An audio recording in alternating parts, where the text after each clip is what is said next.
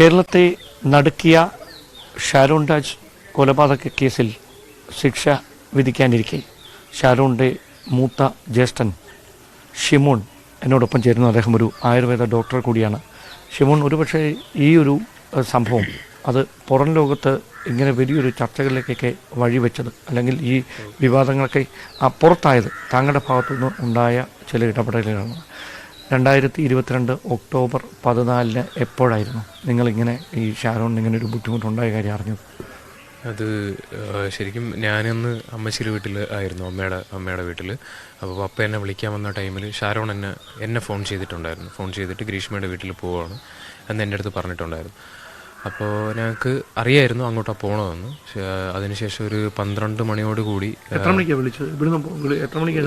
10 മണിക്ക് ശേഷം, കൃത്യമായിട്ടുള്ള ടൈം ഓർമ്മയില്ല, എന്നാലും ഒരു 10 മണിക്ക് ശേഷം എന്നെ വിളിച്ച് ഗ്രീഷ്മയുടെ വീട്ടിൽ പോവുകയാണെന്ന് പറഞ്ഞു. അത് കഴിഞ്ഞ് ഞങ്ങളിവിടെ എത്തി. അതൊക്കെ കഴിഞ്ഞ് ഒരു 12 മണിയോട് കൂടിയാണ് ഷാരോൺ വീട്ടിലോട്ട് വരുന്നത്. അപ്പോൾ അവൻ ഭയങ്കര വയ്യാത്തൊരു നിലയിലാണ് വീട്ടിൽ വന്നത്. വീട്ടിൽ വന്നിട്ട് നേരെ എന്നെ പുറത്ത് ഛർദ്ദിച്ചു.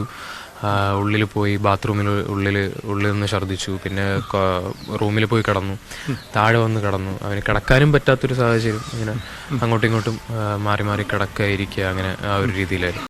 പിന്നെ ഭയങ്കര ഛർദ്ദിലും വയറിളക്കവും അങ്ങനെ ഭയങ്കര ബുദ്ധിമുട്ടായി. അതിനുശേഷം ആദ്യം ഈ ബുദ്ധിമുട്ടുണ്ടായപ്പോൾ നിങ്ങളെ ഫോൺ വിളിച്ചു? ബുദ്ധിമുട്ടുണ്ടായപ്പോഴല്ല ഫോൺ വിളിച്ചത്, അവിടെ പോകുന്നതിന് മുമ്പാണ് വിളിച്ചത്. അതെ, പോകുന്നതിന് മുമ്പ് ഫോൺ വിളിച്ച് ഒരു 12 മണിയോട് കൂടിയാണ് അവൻ വീട്ടിലോട്ട് വരുന്നത്. അപ്പോൾ വീട്ടിൽ ഞാൻ ഇവിടെ ഉണ്ടായിരുന്നു, ഞാൻ ഇവിടെ നിൽക്കുകയായിരുന്നു, പപ്പ ഇവിടെ ഉണ്ടായിരുന്നു. അപ്പോൾ കയറി വന്നപ്പോൾ അവന് സുഖമില്ല. അപ്പോൾ നേരെ ചെന്നിട്ട് അവൻ ഛർദ്ദിച്ചു. നേരെ ചെന്ന് വീട്ടിൻ്റെ അകത്ത് ഛർദ്ദിച്ചു. പിന്നെ കുറേ നേരം ബാത്റൂമിൽ തന്നെയായിരുന്നു. അപ്പം വയറിളക്കം ഉണ്ടെന്ന് അവൻ പറഞ്ഞു. അപ്പോൾ അവിടെ നിന്ന് ഫ്രൂട്ടി കൊടുത്തു, അത് കുടിച്ചു വന്നതെന്നാണ് അപ്പോൾ ഞങ്ങളുടെ അടുത്ത് ഷാരോൺ പറഞ്ഞത്. അതിനുശേഷമാണ് ഞങ്ങളൊരു 4 മണിയോട് കൂടി ആയപ്പോഴത്തേക്കും അവന് ഒട്ടും കുറവില്ല.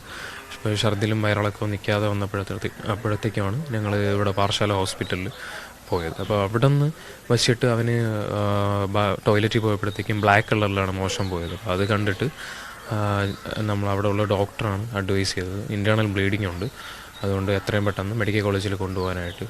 അവിടെ കിടന്നിരുന്നില്ലല്ലേ? അവിടെ കിടന്നില്ല, അവിടെ നിന്ന് ട്രീറ്റ്മെന്റ് എടുത്തായിരുന്നു. അവിടെ നിന്ന് IVസും കാര്യങ്ങളൊക്കെ പ്രാഥമിക ചികിത്സ എടുത്തു. അതായത് സിംറ്റമാറ്റിക് ട്രീറ്റ്മെന്റ് എടുത്തായിരുന്നു.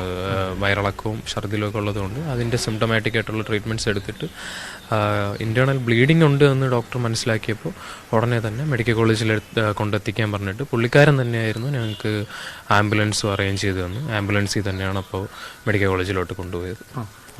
അപ്പോൾ ഈ പോകുന്ന വഴിയിൽ എന്തെങ്കിലും സൂചന തന്നിട്ടുണ്ടായിരുന്നു?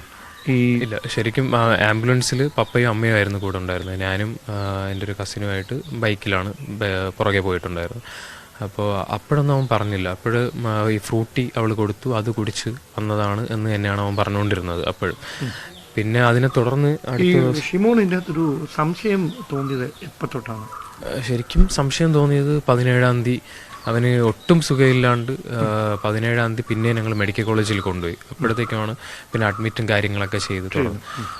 അതിനുശേഷം അന്ന് തന്നെ ഡയാലിസിസ് വേണമെന്ന് പറഞ്ഞിരുന്നു. അപ്പോഴുള്ള വാല്യൂസ് എല്ലാം ഭയങ്കര ഹൈ ആയിരുന്നു. എല്ലാ വാല്യൂസും, ഇപ്പം ലിവറും കിഡ്നി റിലേറ്റഡ് ആയിട്ടുള്ളതും ലിവർ ആയിട്ടുള്ളതും എല്ലാ വാല്യൂസും ഭയങ്കര ഹൈ ആയിരുന്നു.